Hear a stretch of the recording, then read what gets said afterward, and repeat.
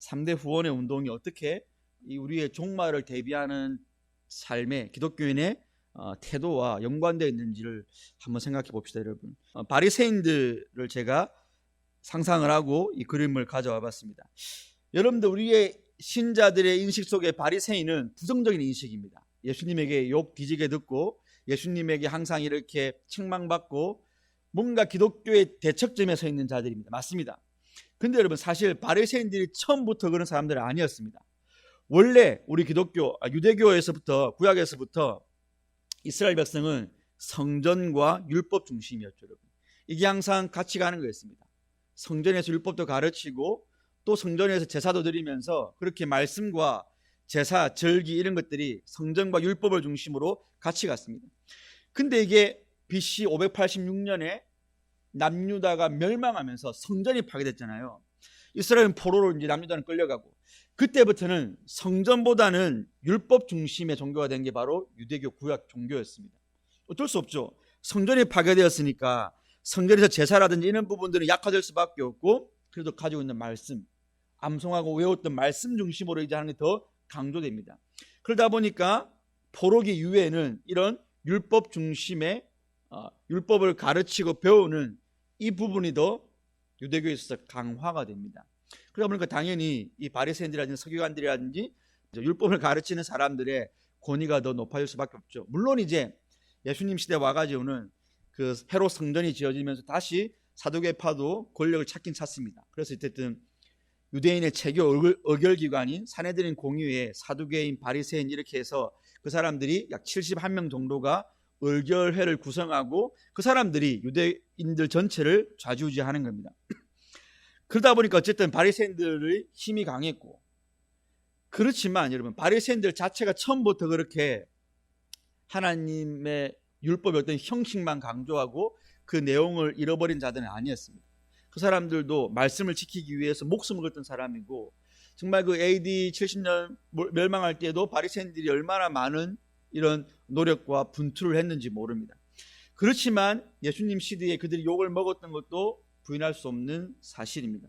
왜 그럴까요, 여러분? 왜 그렇게 정말 열심도 있었고 마음의 중심에 간절함도 있었고 하나님의 율법을 정말 지켜야 되겠다, 그런 바른 동기를 가지고 시작했던 바리새인들이 예수님에게 욕을 먹는 독사의 새끼들이라고, 정말 최악의 욕을 먹는, 유대인들은 뱀하고는 상극이잖아요. 아담과 하와가 뱀에게 넘어갔으니까. 근데 독사의 새끼들 할 정도는 예수님의 욕 중에 최악의 욕이 아닐까요, 여러분? 왜 그럴까요, 여러분? 그 말씀의 이유가 나옵니다. 마태복음 23장에 예수님이 서기관과 바리새인들에게 말을 하죠. 너희가 박하와 해양과 근처에 11조를 들이되 율법에 더 중한 바 의와 인과 신은 버렸도다라고 말합니다. 이게 무슨 의미냐면 여러분, 유대인들은, 아니 바리새인들은 율법, 하나님이 주신 십계명이라든지 아니면 시민법이나 다른 의식법, 절기법 외에도 자기들이 만든 전통이라는 게 있었습니다. 탈무드라든지, 그러니까 바리새인들의 장로의 전통이 있었습니다. 하나님의 율법이 한 가지면 그 율법 한 가지에다가 부수적인 다른 하위법들을 많이 만들어내 가지고 지켰던 것들입니다. 근데 그게 결국 자기들에게 올무가 된 거죠. 그러니까 원래 하나님이 주신 율법의 정신은 뭡니까? 하나님 사랑, 이웃 사랑이죠, 여러분. 그거 없이 율법 준수 자체가 무의미한 게 이미 하나님이 구약의 율법을 줄 때부터의 목적이었습니다. 그래서 신명기나 레위기에서도 너희가 나를 사랑하여 내 계명을 지키라 말을 하고, 나를 사랑하면 이웃도 사랑하라 말을 하는 겁니다. 그러니까 사랑이라든지 긍휼이라든지 자비, 인, 믿음이 없으면 형식적인 율법 준수는 무의미한 겁니다. 아니 오히려 가식이고 인위적인 것이고 하나님 앞에 자기 의챙기기밖에 안 됩니다. 근데 바로 그런 역전이, 주객의 전도가 바리새인들에게 어느 순간부터 일어났던 거죠. 우리가 율법을 잘 지키기 위해서 하나님의 안식일을 거룩하게 지키라고 했으니까 이 사람들은 안식일, 여러분, 전쟁이 나도 안 뛰었습니다. 지금도 우리 교단에도 저기 이스라엘 선교하시는 분이 계시잖아요. 그분 제가 신학교 때 특강 들을 때 하신 말씀이 있습니다. 유대인 사람이 와가지고 주일날 노크를 하더래요, 여러분. 자기 집에 지금 전구가 나갔는데 전구 좀 갈아달라고. 그러니까 지금도 온건한 그런 유대 교인들은, 이스라엘 사람들은 그 정도로 율법을 준수합니다, 여러분. 사실 저 집에서 이 집까지 어떻게 걸어왔는지는 모르겠는데 걸어와서 두드려서 전구 갈아달라고, 노동이라고, 여러분. 그 정도입니다. 그러니까 저와 여러분들이 율법 지키는 그런 숫자랑은 전혀 다른 겁니다. 전쟁이 나도 뒤에 적군이 뛰어와도 뛰지 않았던 사람들입니다. 우리가 대충 지키는 율법 준수와는 전혀 다릅니다. 근데도 욕을 먹었다니까요. 여러분. 왜요? 의와 인과 신을 버렸다는 거예요. 율법을 지켜야 되는 내용적인, 정신적인, 목적적인, 그리고 동기적인 면에서 너무나 틀려졌기 때문에 예수님이 욕을 하셨던 겁니다. 제가 왜 이 말씀을 드리느냐, 오늘 저와 여러분들의 3대 후원의 운동이 사실 우리 신앙 1세대, 경향의 1세대 성도님들이, 특별히 원로 목사님이 이 3대 후원의 운동을 성경에 있는 겁니다. 여러분. 있는 건데 그거를 3대 후원이라는 이름으로 새롭게 이름을 바꿔서 우리에게, 성도에게 던졌을 때, 그때 우리 경향의 1세대 성도들이 받았던 그 마음, 해야지. 그렇지. 교회는 선교해야 살지. 그렇지. 전도자들을 키워 양육해야지. 우리나라도 구라파와 저 미국처럼 언젠가는 교회가 텅텅 비고 교회가 도매금으로 마귀에게 넘어갈 테인데 준비를 해야지. 신학교 사람이 적든 없든 많은 사람이 입학을 하든 말든 우리가 단 한 명이라도 바른 복음 전하는 사람 키워내야지.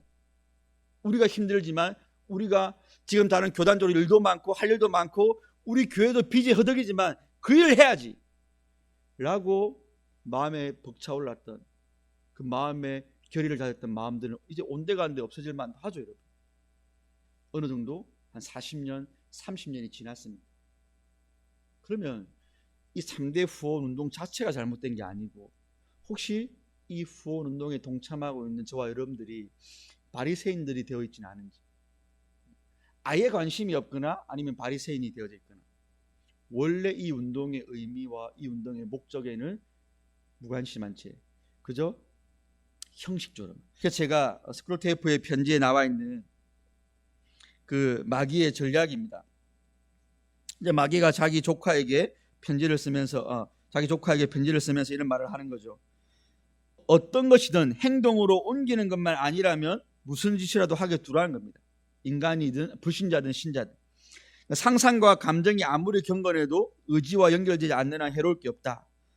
적극적인 습관은 반복될수록 강화되지만 수동적 습관은 반복될수록 약화된다는 겁니다.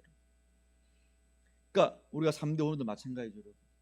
이걸 왜 해야 되는지에 대한, 이게 얼마만큼 의미가 있는지에 대해서 우리가 그 심령이 그 원래 목적과 같은 멀어지면 멀어질수록, 달마다 내가 작정해가지고 1,000원, 3,000원, 5,000원, 누구는 10,000원 이렇게 내긴 내는데 갈수록 그게 동력이 떨어져 간다는 겁니다. 그러니까 이게 억지로 막 시켜서 하거나 아니면 시켜도 안 하게 되거나, 자발적으로 내가 뭘 할 수 있을까? 내가 이 마지막 때, 종말 때를 살아가는 성도로서 내가 어떻게 해야 될까? 하나님이 지금 마지막 영전을 치르는 그날을 준비하시고, 나중에 나오겠지만 마지막 영전의 싸움은 진리 운동인데 그 일에 내가 뭘 할 수 있을까에 대한 적극적인 마인드는 다 빼앗기는 겁니다.